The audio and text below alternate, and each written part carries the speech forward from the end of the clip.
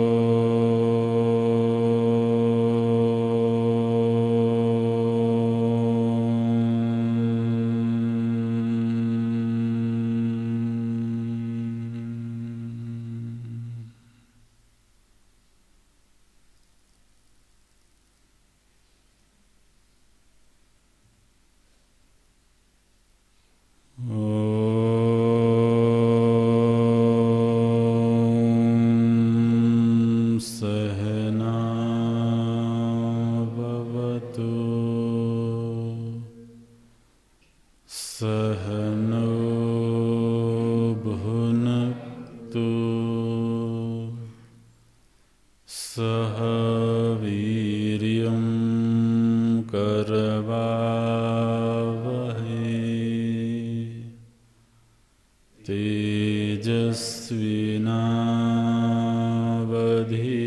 तेजस्विनावधीतमस्तु मा विद्विषावहै।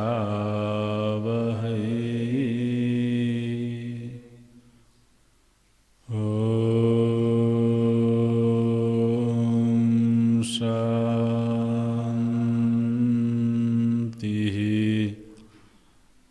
शान्तिः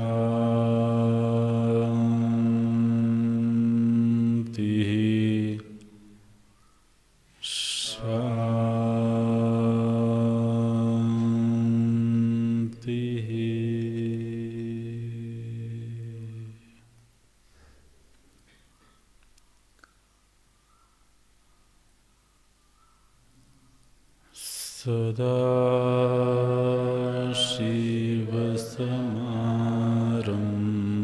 सदाशिवसमारम्भाम् शङ्कराचार्यमध्यमाम्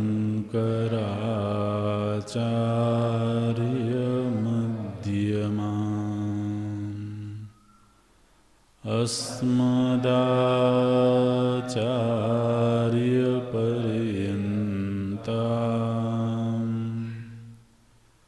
वन्दे गुरुपरम्पराम्।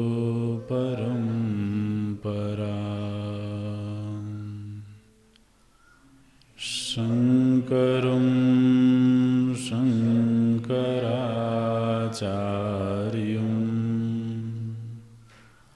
केशवं बादरायणं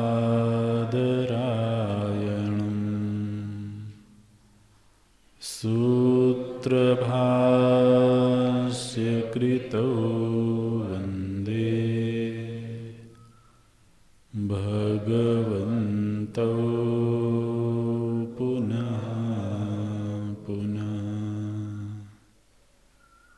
भगवन्तौ पुनः पुनः।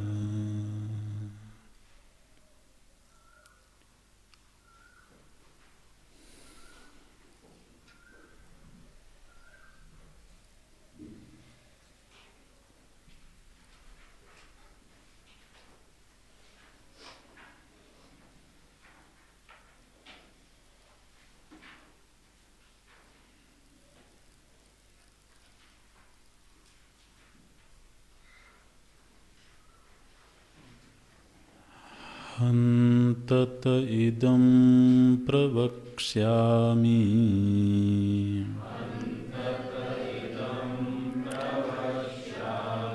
गुह्यं ब्रह्म सनातनम्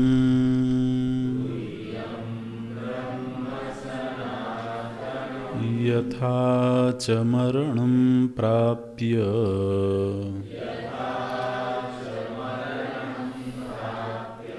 आत्मा भवति गौतम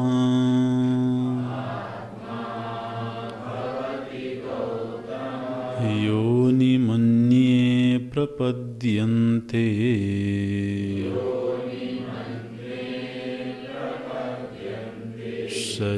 शरीरत्वाय देहिनः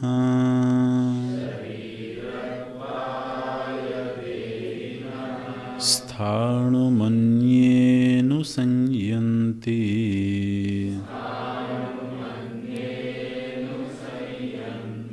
यथा कर्म यथा श्रुतम्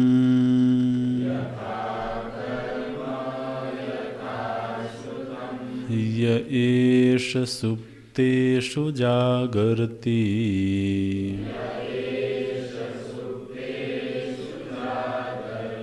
कामं कामं पुरुषो निर्मिमाणः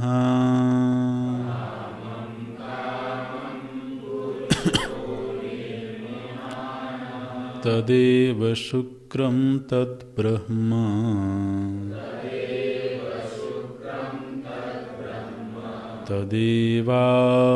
तदेवामृतमुच्यते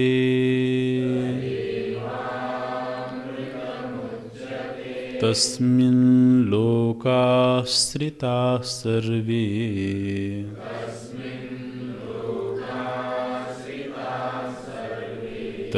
तदुनात्येति कश्चन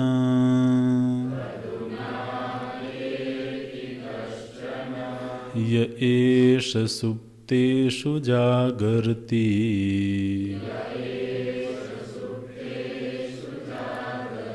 कामं कामं पुरुषो निर्मिमाणः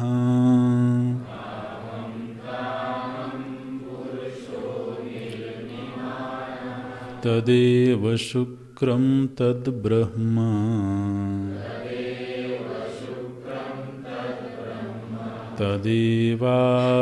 तदेवामृतमुच्यते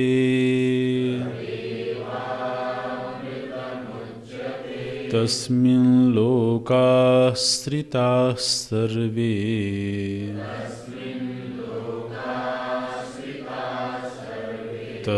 तदुनात्येति कश्चन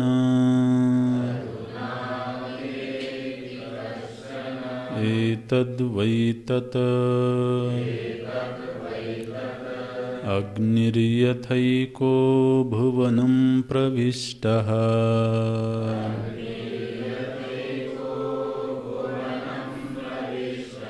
रूपं रूपं प्रतिरूपो बभूव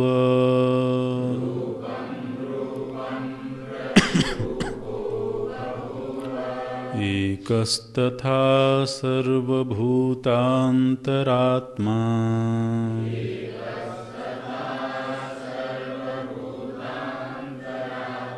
रूपं रूपं प्रतिरूपो बहिश्च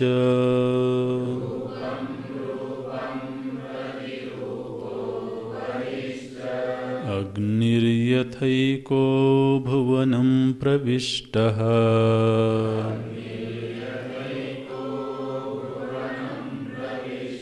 रूपं रूपं प्रतिरूपो बभूव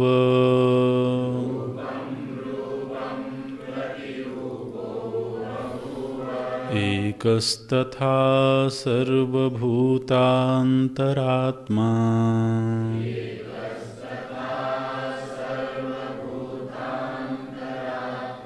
रूपं रूपं प्रतिरूपो बहिश्च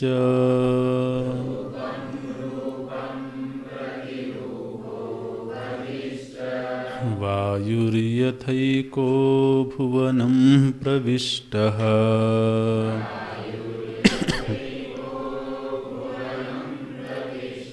रूपं रूपं प्रतिरूपो बभूव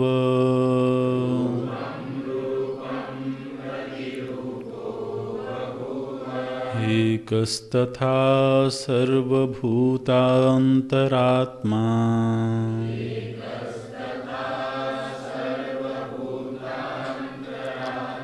रूपं रूपं प्रतिरूपो बहिश्च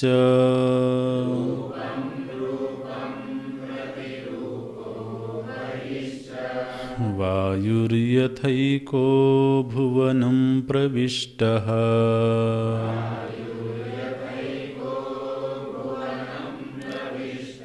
रूपं रूपं प्रतिरूपो बभूव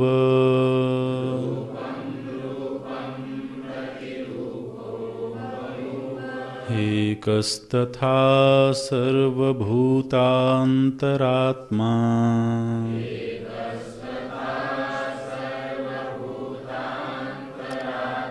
रूपं रूपं प्रतिरूपो बहिश्च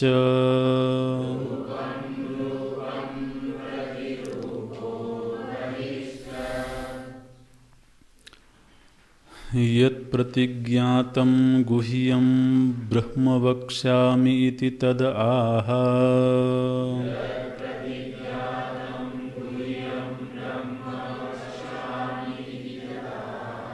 य एष सुप्तेषु प्राणादिषु जागर्ति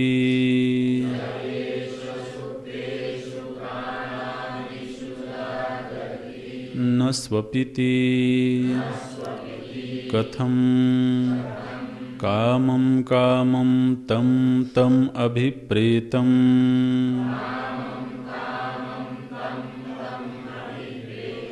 स्त्रियादि अर्थम् अविद्यया निर्मिमाणः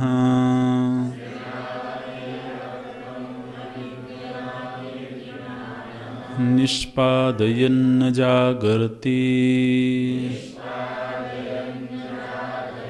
पुरुषः यः तदेव शुक्रं शुभ्रं शुद्धम्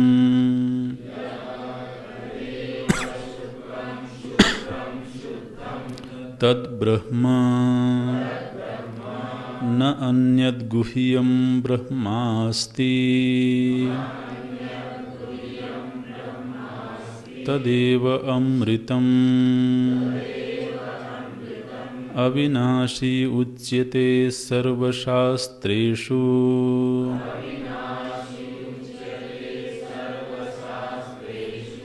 किंच पृथिव्यादयः लोकाः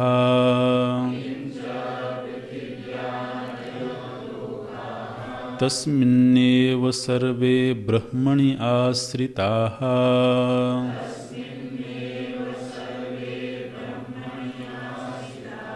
सर्वलोककारणत्वात् तस्य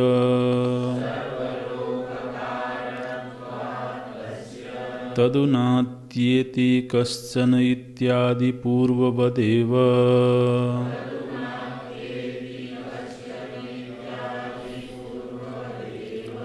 अनेकतार्किक कुबुद्धिविचालितान्तःकरणानां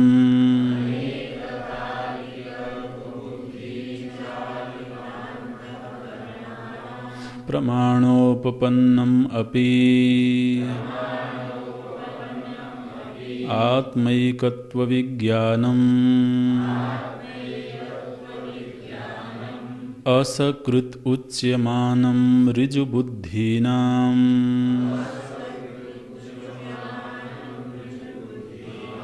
ब्राह्मणानां चेतसि न अधीयते इति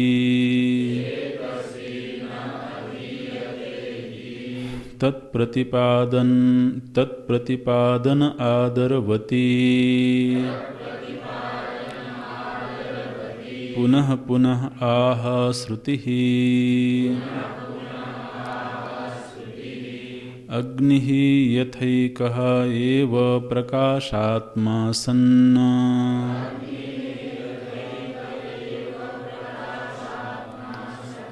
भुवनं भवन्ति अस्मिन् भूतानि इति भुवनम्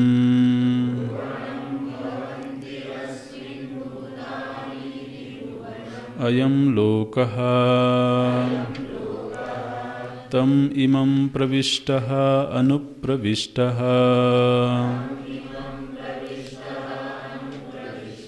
रूपं रूपं प्रति दार्वादिदाह्यभेदं प्रतीत्यर्थः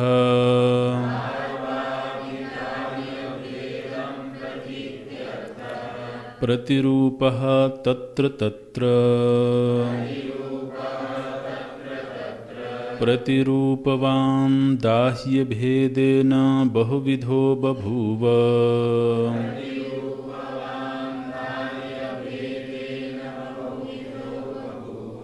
एक एव तथा सर्वभूतान्तरात्मा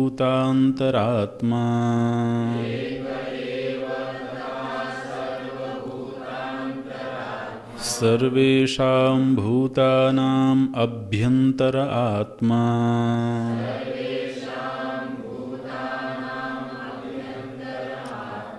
अतिसूक्ष्मत्वात् दार्वादिषु एव सर्वदेहं प्रति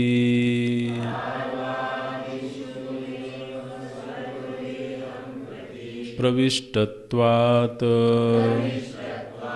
प्रतिरूपो बभूव बहिश्च स्वेन अविकृतेन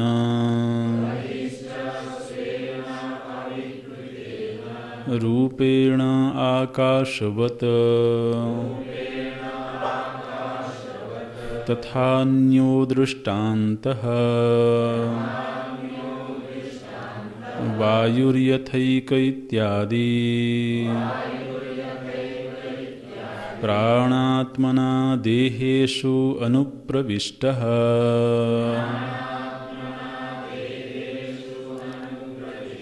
रूपं रूपं प्रतिरूपो बभूव इति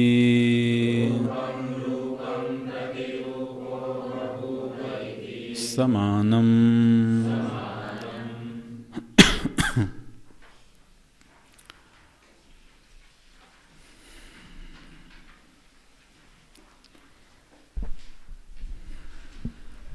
छठवें मंत्र में श्रुति माता प्रतिज्ञा करती हैं, इदं सनातनं गुह्यं ब्रह्म प्रवक्ष्यामि। पुनः पुनः तो आपके लिए इस सनातन चिरंतन अत्यंत सूक्ष्म और गोपनीय ब्रह्म तत्व का पुनः आपको उपदेश करते हैं। इस उपदेश का प्रयोजन क्या है? वो बोलते हैं कि इस सनातन ब्रह्म को जान करके तो अविद्या काम कर्म आदि क्लेशों से विनिर्मुक्त हो जाता है और अप्राप्य उस सनातन ब्रह्म को प्राप्त किए बिना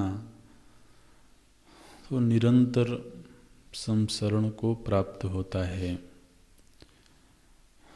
तो इसलिए जिसको संसरण से मुक्त होने की तीव्र कामना है, मुक्ति की तीव्र कामना है, उसे अवश्यमेव इस सनातन ब्रह्म को जानना चाहिए। ऐसी प्रतिज्ञा करने के बाद एक प्रासंगिक विषय श्रुति लेती हैं। शरीर की प्राप्ति का हेतु क्या है? संसरण क्यों होता है? इसका हेतु है अविद्या। लेकिन संसरण में किस तरह की गति प्राप्त होगी, किस तरह की परिस्थिति प्राप्त होगी, किस तरह के शरीर आदि प्राप्त होंगे, इनका हेतु है कर्म और प्रज्ञा। यथा कर्म यथा श्रुतम। तो ये हेतु फलात्मक संबंध को ध्यान में रखना होगा। संसरण का हेतु अविद्या है, अविद्यावतः, अविद्यावन्तः केचित् मूढ़ाः। ये जो हेतु दिया गया कि जो अविद्यावान हैं, अविद्यावान है माने अविद्या जिनको आश्रय करके रह रही है। मैं अज्ञानी हूँ, ये जो स्थिति है ये अविद्या ही मैं के संसरण का हेतु है।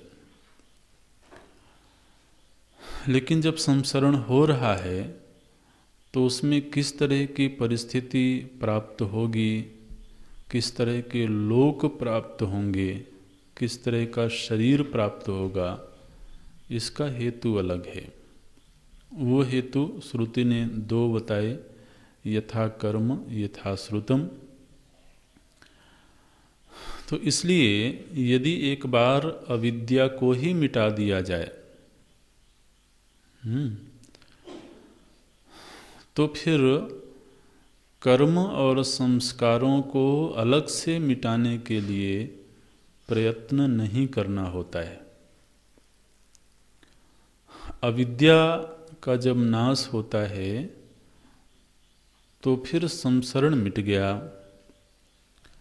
तो अब यदि एक फल का हेतु एक है, संसरण का हेतु अविद्या है, लेकिन परिस्थिति की प्राप्ति का हेतु कर्म और संस्कार हैं, तो अविद्या मिटाने के बाद फिर कर्म को मिटाने का प्रयत्न किया जाए, प्रज्ञा को मिटाने का प्रयत्न किया जाए। लेकिन इन सभी का जो मूल है वो अविद्या ही है। इसलिए अविद्या के मिटते ही इन सभी का नाश हो जाता है। अब यहाँ पर श्रुति ने जो शरीर की प्राप्ति के माने एक मोटा विभाग किया कि कुछ जीव हैं जो गर्भवास करते हैं और कुछ जीव ऐसे भी हैं जो गर्भवास नहीं करते हैं। उनको सीधे ही स्थाणुभाव की प्राप्ति हो जाती है। स्थाणुम अन्य स्थाणुम प्राप्नुवन्ति अनुसंयन्ति अनुगच्छन्ति। तो एक बहुत सतही, एक बहुत मोटा विभाग है। अब जब स्थाणु की प्राप्ति करते हैं तो उसमें उसके कितने रूप हो सकते हैं ये असंख्य है। इसी तरह से योनिम अन्य प्रपद्यन्ते, जो गर्भवास करते हैं तो गर्भ भी कितने तरह का होगा उसकी भी कोई गणना नहीं है। तो अब जैसे कोई जीव पक्षी के गर्भ में जाता है तो पहले वो पक्षी के गर्भ में वास करता है, फिर अंडे में वास करता है, तब जाकर के उसका पूरा शरीर बनता है। तो फिर ये योनियों का इतना विस्तार हो जाता है। कोई देव योनि में गया तो वहाँ गर्भवास का अलग स्वरूप होगा, कोई मनुष्य योनि में गया तो वहाँ गर्भवास का अलग स्वरूप है, कोई कीट योनि में गया तो वहाँ अलग स्वरूप है। तो बहुत विस्तार होता है उसका।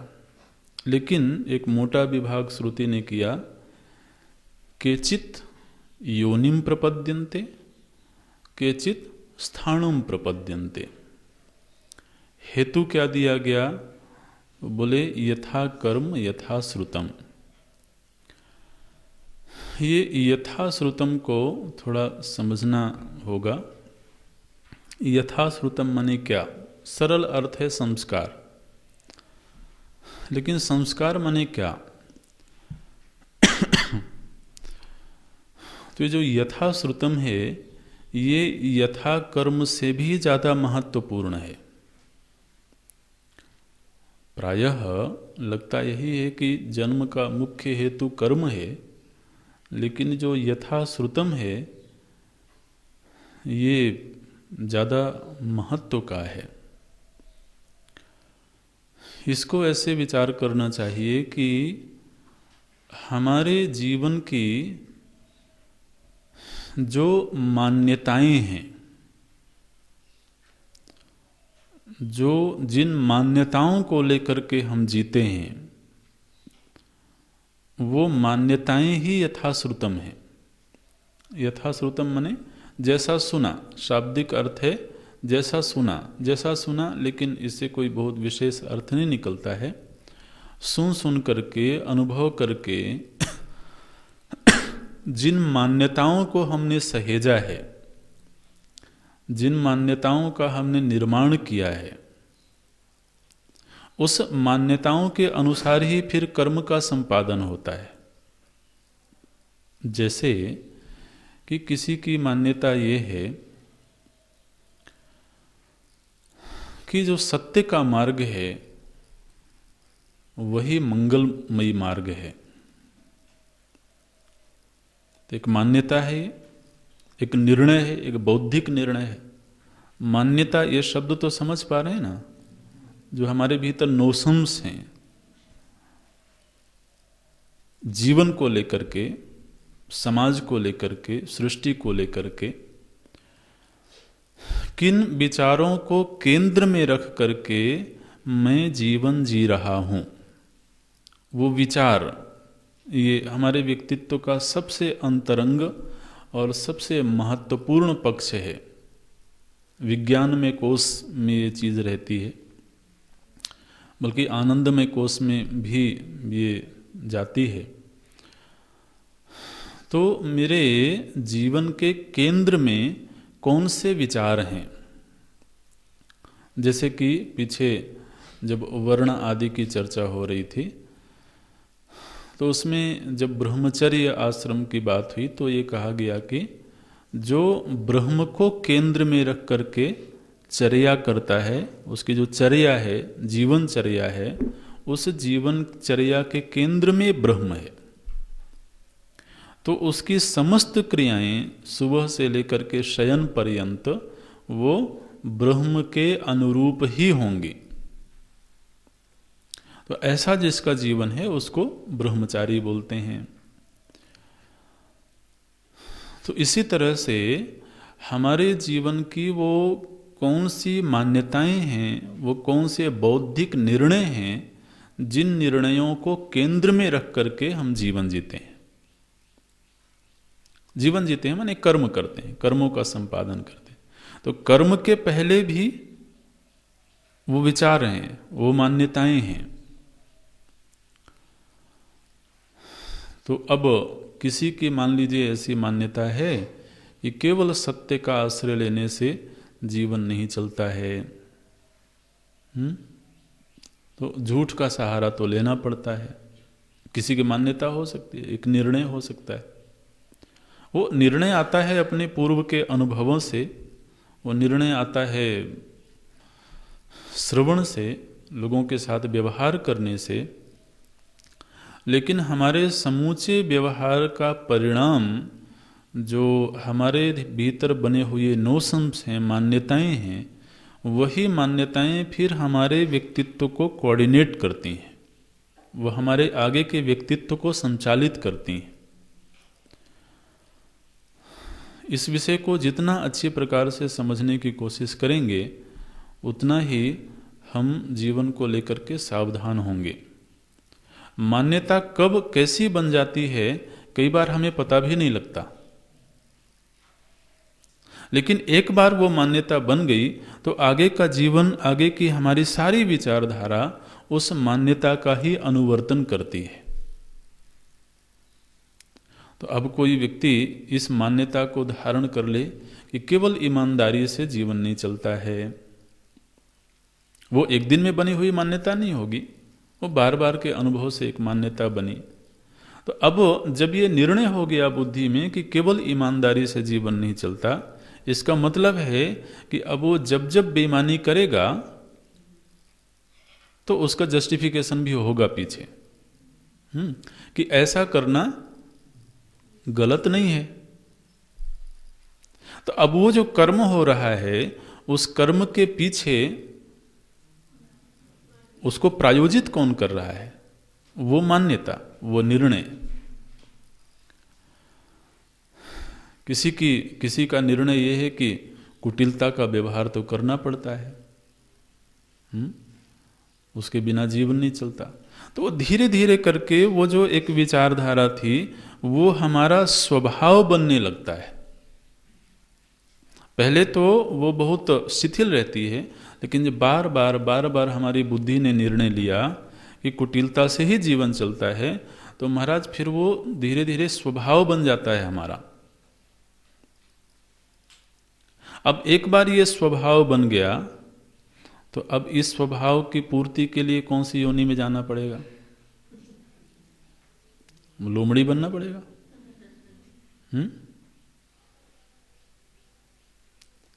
तो आप देखिए, मनुष्य के अलावा जितनी योनियां हैं वो हर योनि किसी न किसी स्वभाव को अभिव्यक्त कर रही है। सिंह की योनि है, उसमें क्रूरता का स्वभाव है। तो मनुष्य जीवन में रह करके ही जीव ने इस तरह की मान्यताओं को पोषित किया, इस तरह के मान्यताओं को सहेजा कि उसमें क्रूरता की वृत्ति आ गई। तो प्रकृति में बनी हुई जितनी भी योनियां हैं, हमारे शास्त्र ये कहते हैं कि हर योनि किसी न किसी विशेष मनोवृत्ति को अभिव्यक्त कर रही है, किसी विशिष्ट स्वभाव को अभिव्यक्त कर रही है। किसी को चालाकी की आदत पड़ गई, किसी को आदत पड़ गई कि वो किसी पर विश्वास न कर पावे। कुटिल काक इव सबहि डराही। गोस्वामी जी ने कहा कि वो कौए की भांति खल का वर्णन करते हैं, तो उसमें बोलते हैं कि जिस तरह से कौआ जो है वो किसी पर भरोसा नहीं कर पाता महाराज। आप प्रतिदिन उसको रोटी खिलाते रहो, सालों तक आप उसको दाना चुगाते रहो, रोटी खिलाते रहो, तब भी वो आप पर भरोसा नहीं करेगा। और एक योनि विशेष है, तो उसमें एक मनोवृत्ति दिख रही है, एक स्वभाव दिख रहा है। ये स्वभाव बना है मनुष्य जीवन में रहते हुए। इसीलिए काकभूषुंडी जी को तो शाप ही दे दिया गया। वो गुरु के वचन पर भरोसा नहीं कर पा रहे हो। वो पढ़ना रामायण में, वो प्रसंग उत्तरकांड में आएगा। तो काकभूषुंडी जी की जो पूर्व योनि थी, पूर्व का जीवन था, उनकी ऐसी मनोवृत्ति थी। तो उनके गुरु उसको बार बार पढ़ावें और महाराज गुरु से ही द्रोह करे, और फिर उनको शाप दे दिया, सपद हो पक्षी चंडाला। बोले तुम विश्वास नहीं कर पाते हो, अब जाओ पक्षी हो जाओ। तो फिर कौए की योनि मिल गई। तो ये हम दृष्टांत पढ़ते हैं कि कोई यमलार्जुन थे, कोई दो गंधर्व थे, तो वो कहीं पर अपना खेल खेल रहे थे, तो निर्वस्त्र होकर के और अपना खेल खेल रहे थे। नारद जी उधर से गुजरे और नारद जी का उन्होंने सम्मान नहीं किया और एक तरह से उनकी उपेक्षा कर दी। नारद जी को बड़ा क्रोध आया, बोले कैसा ये अमर्यादित लोग हैं। तो उन्होंने कहा भाई अगर वस्त्र पहनने में दिक्कत होती है तो वृक्ष हो जाओ, वृक्ष थोड़ा वस्त्र पहनते हैं। और वृक्ष योनि मिल गई उनको। तो माने जिस तरह का हमारा स्वभाव बना है, कभी कभी जब शाप सुनाई देते हैं, दिखाई देते हैं। अब जैसे जय विजय को तो सनकादिक ऋषि ने शाप दे दिया। क्या शाप दिया? कि जो व्यक्ति भगवान से मिलने में रुकावट पैदा करे वो देव कोटि का तो हो नहीं सकता है। वो असुर ही होगा। तो अब जब तुम्हारे अंदर आसुरी मनोवृत्ति आ गई है तो असुर योनि ही धारण कर लो, फिर देव काहे को बने हो। तो हमारे अंदर किस तरह की मान्यता बनी, हमने किन वैचारिक निर्णयों को स्वीकार किया और फिर तदनुसार जीवन का संचालन हुआ, उसी मान्यता के आधार पर फिर आगे के कर्म होते हैं। तो कर्म से भी पहले यथाश्रुतम है, मान्यता है। इसलिए भगवान भाष्यकार ने जो उद्धरण दिया इस परभाष्य लिखते हुए, वहाँ पर एक दूसरे उपनिषद का उद्धरण दिया और उसमें केवल एक ही चीज का नाम लिया गया, यथा प्रज्ञम ही संभवाः। मिला वो वाक्य आपको? तो वहाँ पर कर्म का नाम श्रुति ने लिया नहीं। तो ये हमारे व्यक्तित्व का, हमारे स्वभाव का सबसे सूक्ष्म और सबसे केंद्रीय हिस्सा है कि हम जीवन में किस तरह की मान्यताओं को लेकर के जीते हैं। अब कभी कभी ऐसा सुना जाता है, माने चाहे विनोद में ही कहते हों लोग, लेकिन कहते हैं कि कोई तो बहुत कंजूस व्यक्ति है, धन संचय किया हुआ है उसने, धन के प्रति बड़ी आसक्ति है उसकी, धन को उसने कहीं जमीन में गाड़ रखा है, किसी को दिया नहीं उसने। तो क्या हुआ, बोले जब उसकी मृत्यु हुई तो फिर वो सर्प बन करके और उसी धन की सुरक्षा करता है। ऐसे कभी सुनते हैं लोग, बोलते हैं। तो ये क्या है, मृत्यु के अंतिम क्षण में भी जो हमारी जीवन भर की दृढ़ मान्यता थी, लोग कहते हैं ना अंतकाले या स्मृति सागति, अंतकाल में जो स्मृति होती है वैसी ही गति होती है। स्मृति होती है माने क्या, वो मान्यता, जीवन भर जिस मान्यता को लेकर के जिया है व्यक्ति, वही अंतकाल में उसके चित्त में जागृत रहती है और फिर वही उसको अगले योनि को प्रदान करती है। इसलिए जो यथाश्रुतम है, यथा प्रज्ञम है, ये बड़े महत्व का है। अब आप सोचिए कि जिसने जीवन भर इस भाव को लेकर के जिया है कि मैं प्रभु का हूं, तो उसके जीवन के सारे जो कर्म हुए, ये सारे कर्म इस मान्यता के अनुसार हुए। जब हम कर्म के धरातल पर कर्म योग पढ़ते हैं तो वहाँ पर शास्त्र कहते हैं ईश्वरार्पितम कर्म होना चाहिए। लेकिन ईश्वरार्पितम कर्म कैसे होगा? उस कर्म के पीछे जब ये मान्यता हो कि मैं प्रभु का हूं, तो एक बार यदि ये मान्यता चित्त में दृढ़ हो गई तो फिर मेरे द्वारा संपादित सारे ही कर्म उसी के लिए होंगे जिसका मैं हूं। किसी की मान्यता यह है कि मैं इस देश का हूं, देश प्रेम की भावना है उसके भीतर, तो अब उसके जीवन में संपादित होने वाले कर्म देश के लिए होंगे। तो इसलिए हमें अगली कौन सी योनि मिलेगी, अगला कौन सा शरीर मिलेगा, इसका निर्धारण हम आज कर रहे हैं। जाने अनजाने में हम स्वयं ही इस बात का निर्धारण कर रहे हैं, इस चीज को तय कर रहे हैं कि हमें अगला शरीर कौन सा मिलेगा। ये हमारे हाथ में है। ये तो फिर कोई परोक्ष बात नहीं हुई ना, ये आज हमारे हाथ की बात हो गई। हम निर्धारण कर सकते हैं। इस शरीर से पहले कौन से कर्म हुए हैं वो हमको नहीं मालूम है, लेकिन आज कौन से कर्म होंगे इसका निर्धारण हम कर सकते हैं। आज किन मान्यताओं को लेकर के मैं जीवन जीऊंगा उसका निर्धारण हम कर सकते हैं। ये स्वातंत्र्य इस सृष्टि ने मनुष्य को दिया हुआ है। मनुष्येतर फिर जितनी योनियां हैं वो तो मनुष्य जीवन में रह करके जिस तरह का स्वभाव बनाया गया या जिस तरह के कर्मों का संपादन हुआ, फिर उन्हीं का उपभोग होता है। उन्हीं वृत्तियों का क्षय करने के लिए फिर वो तत्त योनियां प्राप्त हो जाती हैं। इसलिए व्यक्ति को अगर तो ये रहस्य समझ में आता हो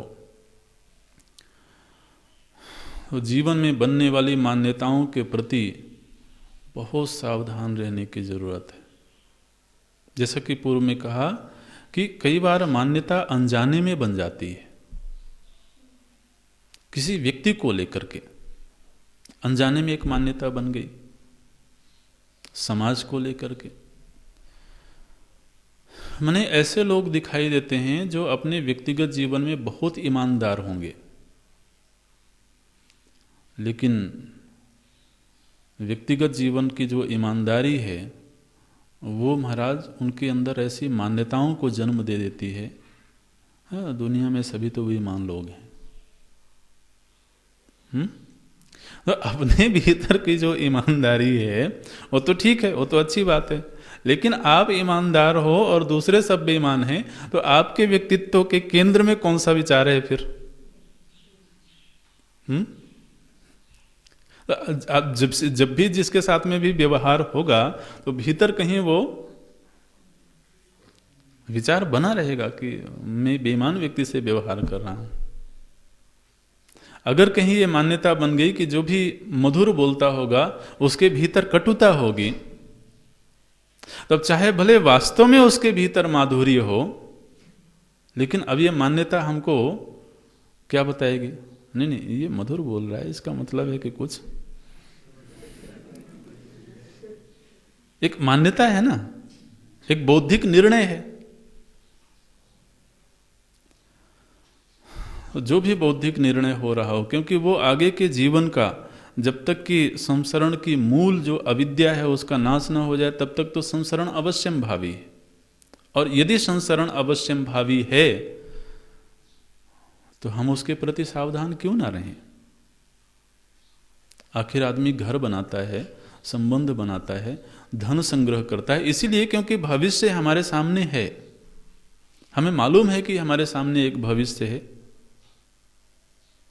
इसी तरह से हमें मालूम है कि आगे भी जीवन है। अब यदि आगे जीवन है तो उसका स्वरूप क्या होना चाहिए, उन परिस्थितियों का ताना बाना कैसा होना चाहिए, इसका हेतु श्रुति ने दे दिया। ये कारण है। इन कारणों को आप देख लो और इन्हीं के अनुसार फिर आगे का जीवन बनेगा। इसलिए कर्म से भी पहले जो महत्व की चीज़ है वो है हमारे अंदर बनी हुई विचारधाराएं, हमारे अंदर की मान्यताएं। उन्हीं मान्यताओं के आधार पर कर्म होता है और कर्म फल का निर्धारण इन मान्यताओं के आधार पर भी होता है। जैसे जब कर्म की चर्चा होती है तो उसमें बहुत सारे आयाम हैं, 7-8 आयामों की चर्चा हमने करी थी। किस देश में कर्म हुआ, किस काल में कर्म हुआ, किसके द्वारा कर्म का संपादन हुआ, किन संसाधनों से कर्म का संपादन हुआ। इन्हीं में से एक महत्वपूर्ण फैक्टर है किस भाव से कर्म हुआ। भाव से माने किस मान्यता को केंद्र में रख करके कर्म हुआ, तो वो कर्म के फल को तो नियोजित करता है। ये एक महत्व का विषय इस मंत्र में श्रुति ने दिया। और अब आगे चलते हैं। भगवान भाष्यकार बोलते हैं, यत् प्रतिज्ञातम गुह्यम ब्रह्म वक्ष्यामि इति तद आह। तो पूर्व के मंत्र में श्रुति ने जो प्रतिज्ञा करी थी कि हम गोपनीय ब्रह्म के विषय में बताएंगे, तो अब वो उसका उपदेश आरंभ करती हैं। तो पुनः वो हमारे जीव के धरातल पर रह करके ही चर्चा कर रही हैं। बोलती हैं, य एष सुप्तेषु जागर्ति।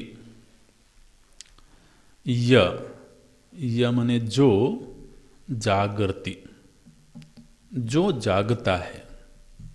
आप मंत्र को देखेंगे पहले। जो जागता है। अच्छा, कब जागता है? बोले एष सुप्तेषु, इन सभी के सो जाने पर जो जागता है। अच्छा, जागते हुए करता क्या है? बोलते हैं कामम कामम पुरुषः निर्मिमाणः।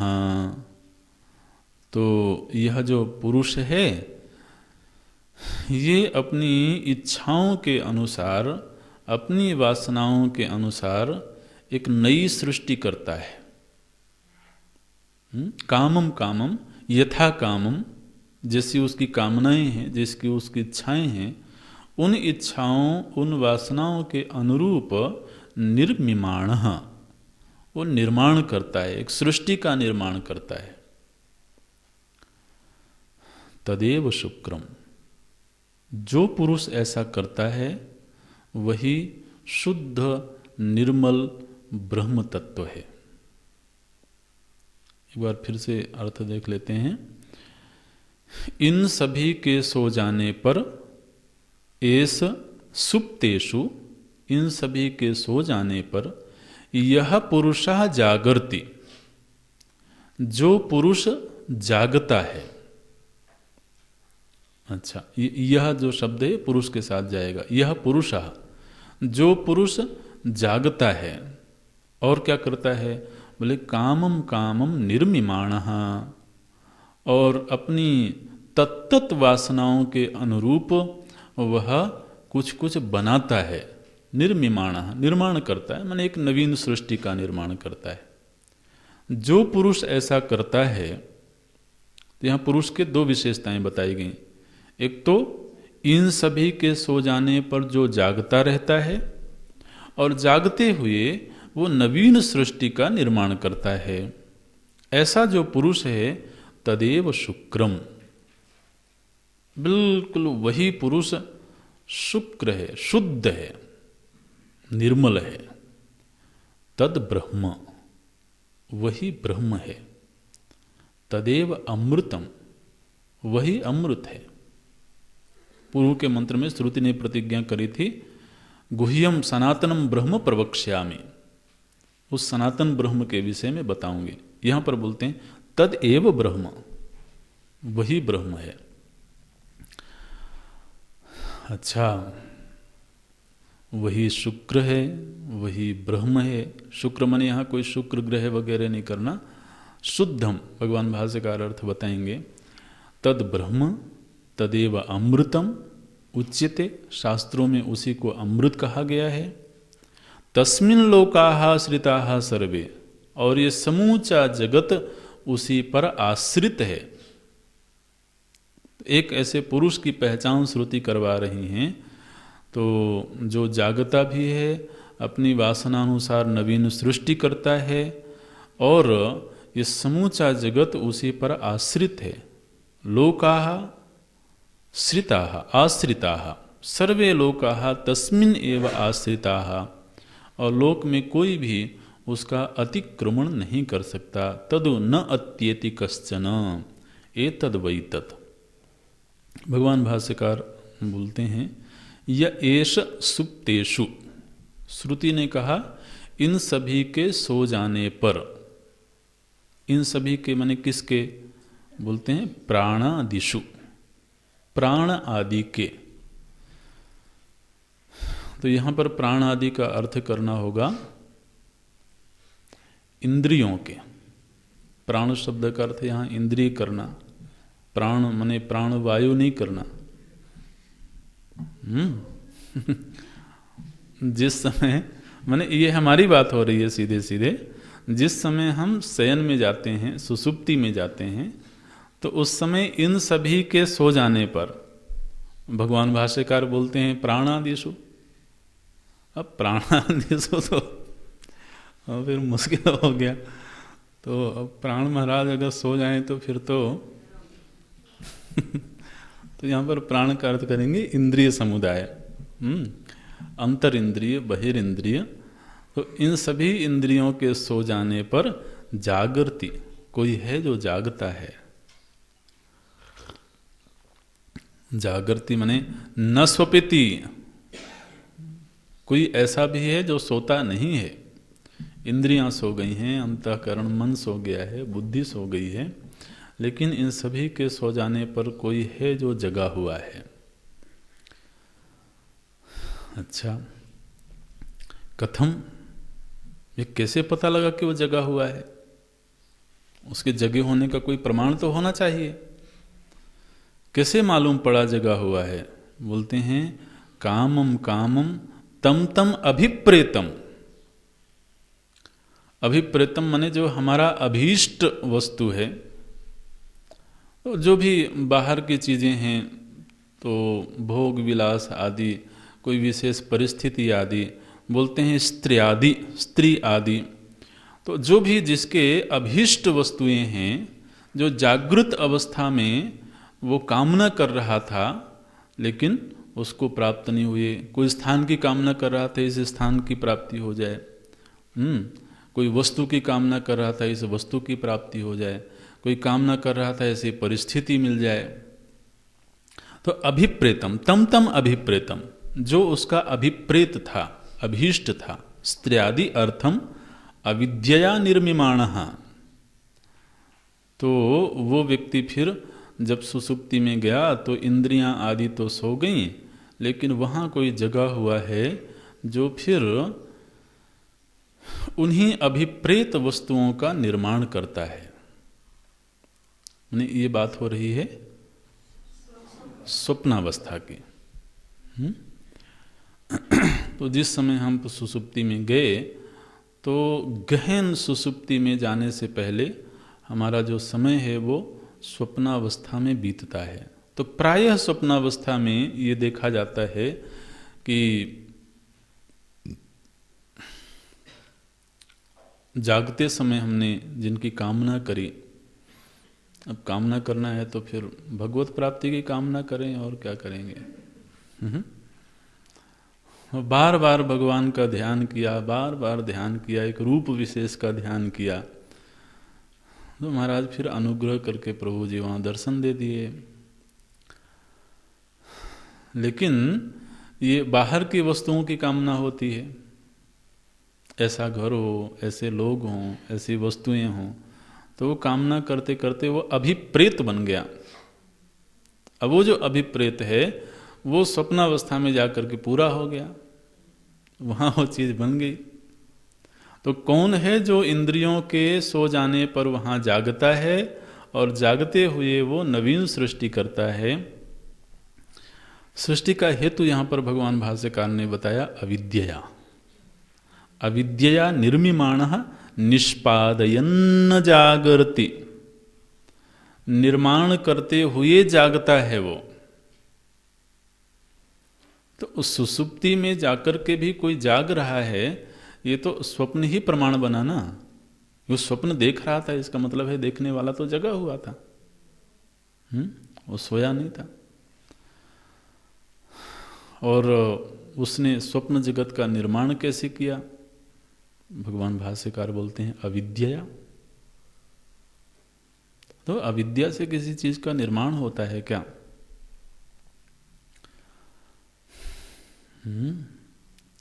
और स्वप्न के निर्माण का हेतु तो हमने पहले कुछ और भी पढ़ा है। क्या पढ़ा है?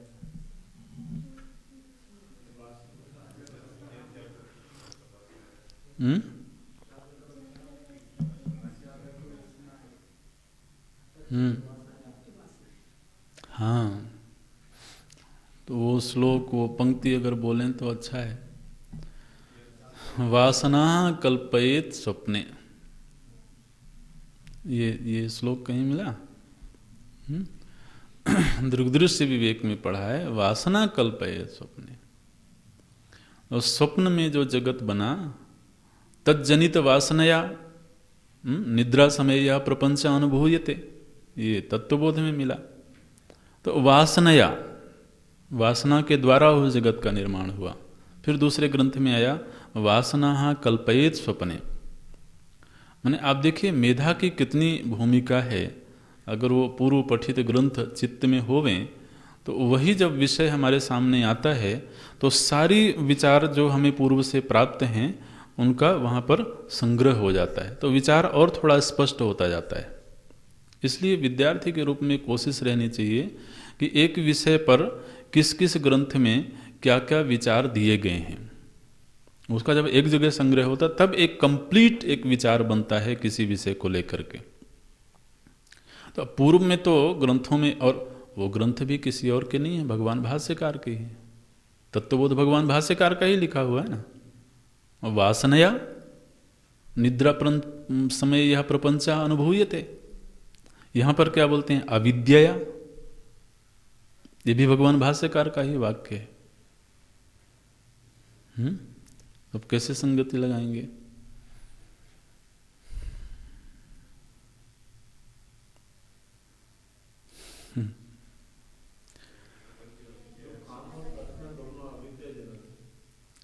हाँ, क्या बोल रहे थे? हाँ हाँ, इसको ऐसे विचार करना चाहिए कि जीवत्व के मूल में अविद्या है, ठीक है ना। तो तीनों ही जो अवस्थाएं प्राप्त हो रही हैं, ये अवस्थाएं किसको प्राप्त हो रही हैं? जो अविद्यावान जीव है।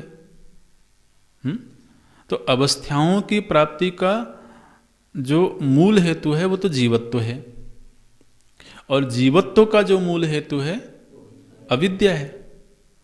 तो इसलिए मूल में तो कारण अविद्या है, लेकिन वो जगत किस प्रकार का बनेगा उसका हेतु है वासना। जैसे जागृत अवस्था में, तो जागृत अवस्था में किस तरह का की योनि प्राप्त होगी, किस तरह की परिस्थिति प्राप्त होगी, उसका हेतु है कर्म, ठीक है ना। लेकिन परिस्थिति प्राप्त ही क्यों हुई, वो अवस्था प्राप्त ही क्यों हुई, अवस्था का रूप कैसा होगा उसका निर्धारण वासना करेगी। स्वप्नावस्था की अगर बात करें तो उस अवस्था के दृश्य किस तरह के होंगे, वहाँ का रूप कैसा होगा, इसका निर्धारण तो वासना करेगी। लेकिन वो अवस्था प्राप्त ही क्यों हुई, उसका हेतु है अविद्या। तो इसलिए इन दोनों का ही संबंध जोड़ लेना चाहिए, तो उसमें कोई फिर विसंगति नहीं होगी। मूल में अविद्या है, लेकिन उस परिस्थिति के दृश्यों का निर्माण करने का हेतु वासना है, संस्कार है। तो बोलते हैं अविद्यया निर्मिमाणः निष्पादयन् जागर्ति पुरुषः। अब आप देखिए यहाँ से तो श्रुति एकदम से ही धरातल बदल देती हैं। जो पुरुष स्वप्न देख रहा है, जो पुरुष स्वप्न में जाग रहा है, श्रुति क्या कह रही है, यह तदेव शुक्रम, वही शुक्र है, शुभ्रम शुद्धम, तद ब्रह्म, वही ब्रह्म है। न अन्यद गुह्यम ब्रह्म अस्ति, और इससे भिन्न कोई और गोपनीय ब्रह्म नहीं है। तो महाराज जो स्वप्न देख रहा है, जो सुसुप्ति में गया, तदेव ब्रह्म। अब ये विचार पचते नहीं है जल्दी से, आरंभ में थोड़ी मुश्किल होती है, लेकिन चूंकि श्रुति ने कहा है तो यथार्थ यही है, ऐसे सोच करके चित्त में धारण करना चाहिए। क्या कह रही है, तदेव ब्रह्म। भगवान भाष्यकार उस पर और थोड़ा सा एक पेंच और कस देते हैं, किसी और ब्रह्म की कल्पना मत करना। मैंने जब श्रुति ने कहा कि मैं सनातनम ब्रह्म प्रवक्ष्यामि, ऐसा कहा तो मन में एक ख्याल ना है कि किसी गोपनीय दूर देश में रहने वाले किसी परोक्ष ब्रह्म के विषय में बताने जा रही होंगी श्रुति। वो कहती है नहीं, सुसुप्ति में जो गया है वहाँ पर जो स्वप्न देख रहा है वही ब्रह्म है। भगवान भाष्य बोल देते हैं भाष्यकार, न अन्यत गुह्यम ब्रह्म अस्ति, और कोई गोपनीय ब्रह्म नहीं है। तदेव अमृतम, श्रुति ने कहा तदेव अमृतम उच्यते, उसी को अमृत कहा गया है।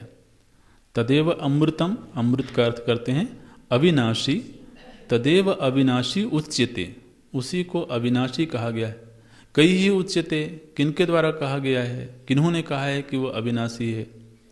भाई किसी जीव की तो अनुभूति अभी है नहीं, तो किसने कहा कि वो वही ब्रह्म है जो स्वप्न में देख रहा है?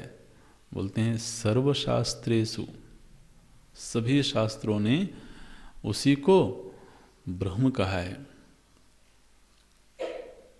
तो कौन से शास्त्र ने कहा है? अरे अभी श्रुति ही कह रही हैं। फिर गीता जी में प्रभु जी ने कहा देहि नित्यः अवध्योयम। तो देही, ये जो देहधारी है, उसी के लिए भगवान ने कहा अवध्य, अविनाशी इत्यर्थ। बोलते हैं सर्वशास्त्रेषु तद एव अमृतम उच्यते किंच। और सुनो, अभी और भारी भरकम वाक्य आया महाराज। किंच पृथिव्यादयः लोकाः, ये जो पृथ्वी आदि लोक हैं, तस्मिन् एव सर्वे ब्रह्मणि आश्रिताः। वो जो स्वप्न देख रहा पुरुष है, अब कैसे इन विचारों को पचाया जाए? बोलते हैं वो जो स्वप्न देख रहा पुरुष है, उस पुरुष में ही ये पृथ्वी आदि सारे लोक आश्रित हैं।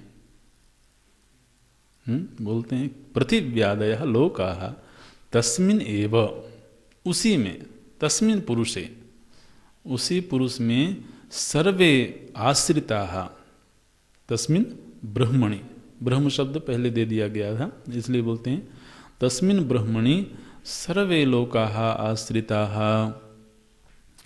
सभी लोग उसी पर आश्रित हैं। हेतु देते हैं भगवान भाष्यकार, बहुत सुंदर हेतु है। किस प्रकार से सारे लोग आश्रित हैं? बोलते हैं सर्वलोक कारणत्वात्, क्योंकि वह जो पुरुष है, वह जो चैतन्य तत्व है, वही समूचे लोक का कारण है। कारण होने के नाते भाई कार्य तो कारण पर ही आश्रित होता है। घट जब भी होगा मिट्टी पर ही आश्रित होगा। इसी तरह से यह जो चैतन्य पुरुष है, चूंकि सर्वलोक का कारण है, इसलिए सर्वे लोकाः तस्मिन्नेव आश्रिताः। तदुनात्येति कश्चन इत्यादि पूर्ववद एव। तदुनात्येति कश्चन, ये पहले के मंत्र में आ चुका है। सर्वे देवा उपासते, और तदुनात्येति कश्चन माने कोई उसका अतिक्रमण नहीं कर सकता। अतिक्रमण नहीं कर सकता माने उसको छोड़ करके कोई नहीं रह सकता है, क्योंकि वही सर्व की आत्मा है। तो जिस तरह से मिट्टी को छोड़ करके घट नहीं रह सकता है, जल तत्व को छोड़ करके लहर नहीं रह सकती है, ठीक ऐसे ही इस ब्रह्म तत्व को छोड़ करके कोई भी भूत नहीं रह सकता है, सर्वात्मा होने के कारण। तो तदुनात्येति कश्चन इत्यादि पूर्ववत। अगले मंत्र की भगवान भाष्यकार संगति लगाते हैं। बोलते हैं कि श्रुति अनेक माध्यमों से, अनेक तरीकों से उस तत्व का निर्वचन कर रही हैं। आदरवती तत्प्रतिपादन आदरवती श्रुति पुनः पुनः आह। ये वाक्य मिला आपको? अगला जो वाक्य है उसका अंतिम शब्द है तत्प्रतिपादनवती, तत्प्रतिपादन आदरवती पुनः पुनः आह श्रुति।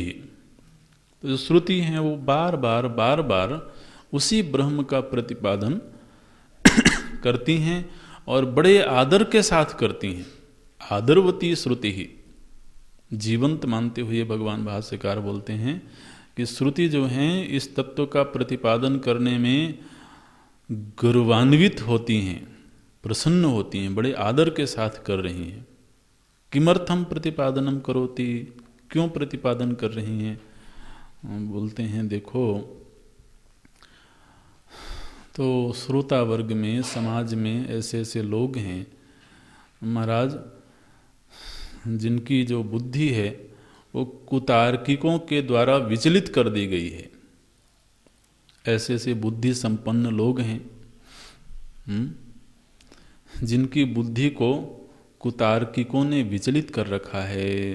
बोलते हैं अनेक तार्किक कुबुद्धि, तार्किकों के द्वारा, तार्किकों माने कुतार्किकों के द्वारा जो कुबुद्धि बनी है, कुबुद्धि वाले जो तार्किक हैं उनके द्वारा विचालित अंतःकरणा नाम, जिनका अंतःकरण विचलित कर दिया गया है, ऐसे लोगों के लिए आखिर किसी बात को बार बार बताने की जरूरत क्यों पड़ती है?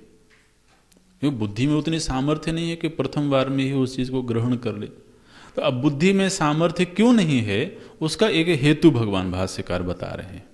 और सभी में वही हेतु घटित हो ऐसी अनिवार्यता नहीं है, लेकिन ऐसे भी लोग हैं जिनकी बुद्धि को नास्तिकों ने, कुतार्किकों ने महाराज विचलित कर रखा है। तो बोलते हैं अनेक तार्किक कुबुद्धि विचालित अंतःकरणा नाम और प्रमाण उपपन्नम अपि आत्मैकत्व विज्ञानम, आत्मा और ब्रह्म की एकता का प्रमाणों के द्वारा निष्पादन हो जाने पर भी, माने हमारे सारे शास्त्र, भाई ब्रह्म के विषय में शास्त्र ही प्रमाण है, तो समस्त प्रमाणों के द्वारा बार बार ये निर्णय दिया गया कि जीव और ब्रह्म एक ही हैं। एकत्व विज्ञानम, किसके एकत्व का विज्ञान? आत्मा और ब्रह्म। एकत्व विज्ञान का बार बार निष्पादन हुआ, प्रमाणोपपन्नम अपि, प्रमाणों के द्वारा निर्धारण होने पर भी असकृत उच्यमानम, और बार बार समझाया गया। असकृत माने बार बार, सकृत माने एक बार। तो असकृत उच्यमानम अपि, और बार बार समझाया भी गया, प्रमाणों का आश्रय लेकर के समझाया गया। इसके बावजूद ऋजु बुद्धि नाम ब्राह्मणानाम चेतसी न अधीयते। महाराज ये हैं तो ब्राह्मण लोग, माने ब्रह्म की खोज में लगे हुए लोग हैं, लेकिन फिर भी बार बार प्रमाणों के द्वारा बताए जाने पर भी उनके चित्त में ब्रह्म, आत्म ब्रह्मैक्य की अवधारणा नहीं हो पाती है। तो ऐसे जो ऋजु बुद्धि नाम, यहाँ पर ऋजु बुद्धि नाम कहा गया है, लेकिन अर्थ करना पड़ेगा अरिजु बुद्धि नाम। ऋजु माने होता है सरल। तो असकृत उच्यमानम म और रि, तो अध्ययनम परिण संयोज्य करके वहाँ पर मृ बना है, तो वो जब विच्छेद होगा तो ऋजु बुद्धि नाम ऐसे निकलेगा। लेकिन प्रसंग की मांग ये है कि यहाँ पर अर्थ करना पड़ेगा अरिजु बुद्धि नाम, माने जिनकी बुद्धि सरल नहीं है अभी। तो ऐसे जो जिनकी बुद्धि अभी सरल नहीं हुई है, ऐसे ब्राह्मणानाम चेतसी न अधीयते इति, उनको अवधारणा बन ही नहीं पाती है।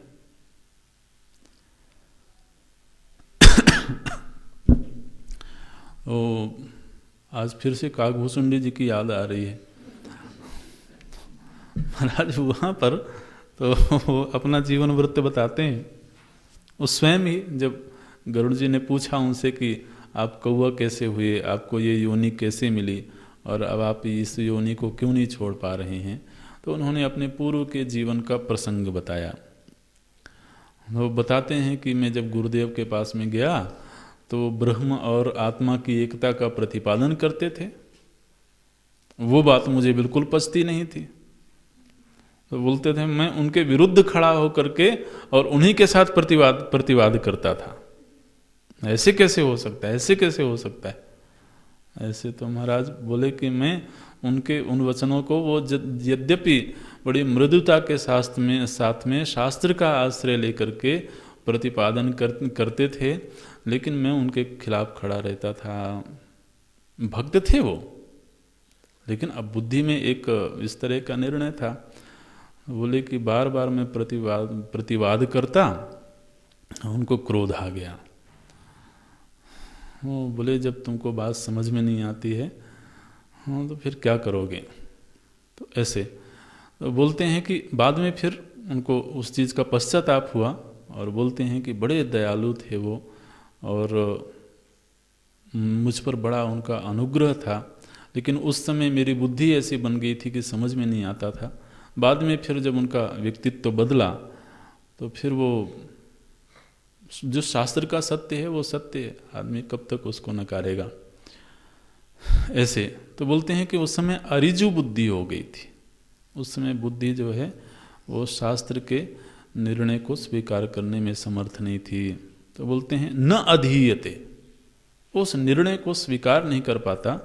इति, ऐसा होने के कारण तत्प्रतिपादन आदरवती पुनः पुनः आह श्रुति ही, तो इसलिए उस तत्व का बार बार प्रतिपादन करने के लिए श्रुति बड़े आदर के साथ में तो पुनः उस तत्व का उपदेश करती हैं। अगली कक्षा में देखते हैं।